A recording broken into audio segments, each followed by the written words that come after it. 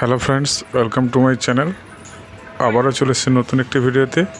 আগের ভিডিওতে আমরা দেখিয়েছি সাইট সিন করে আমরা আবার হোটেল রুমে ফিরে এসে বিকালের টিফিন আমাদের জন্য চাউমিন রেডি ছিল। সেই চাউমিন খেয়ে আমরা সমুদ্রের সৈকতের দিকে রওনা দিলাম। দেখতেই পাচ্ছি সমুদ্র সৈকতের পাশাপাশি আমি রাস্তার পাশে দাঁড়িয়ে রয়েছি। এরপর বেশ কিছুক্ষণ সময় কাটানোর পর সন্ধে হয়ে এলো। রাতের যে সমুদ্রের ঢেউগুলি এক এক করে আসছে, মনে হচ্ছে যেন সাদা একটা রেখা পাড়ের কাছে এসে মিলিয়ে যাচ্ছে।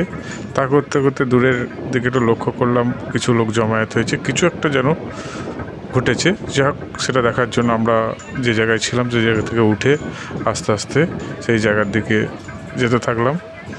সেই যেতে যেতে তোমাদেরকে আমরা সমুদ্র সৈকতের উপরের দিকে যে লাইটগুলো আছে সেগুলো জ্বেলে দিয়েছে এবং দূরের যে হোটেলগুলি খুব সুন্দর দেখাচ্ছে। সেই সঙ্গে সঙ্গে কিছু দোকানপাটও বসেছে সন্ধ্যের দিকে।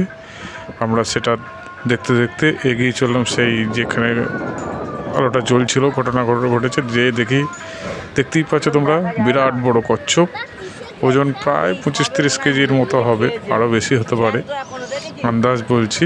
বিরাট বড়, এবং এটি সমুদ্রের জলে ভেসে পাড়ের দিকে এসে সবাই দেখার জন্য অধীর আগ্রহে রয়েছে এবং সবাই দেখছে। আর সেই সঙ্গে এখানে সন্ধ্যেবেলায় উট এবং ঘোড়া এদিক ওদিক যাচ্ছে এবং তাতে অনেকে চড়ে ঘুরে বেড়াচ্ছে। সন্ধ্যাবেলায় যে মনোরম পরিবেশ, সমুদ্রের জলের যে হাওয়া, মনে হচ্ছে যেন এখান থেকে উঠে অন্য কোথাও যাবো এরকম মনেই হচ্ছে না। সেই কচ্ছপটিকে দেখার জন্য আমরা বেশ কিছুক্ষণ অপেক্ষা করলাম। কচ্ছপটি যাক জলের আঘাতে মারা গেছে মনে হচ্ছে। এবং দেখতে দেখতে যে সমুদ্র সৈকতে যে দোকানগুলি রয়েছে, দোকানপাটগুলি, সেগুলো আমরা দেখতে দেখতে বেশ কিছুটা পথে এগিয়ে গেলাম।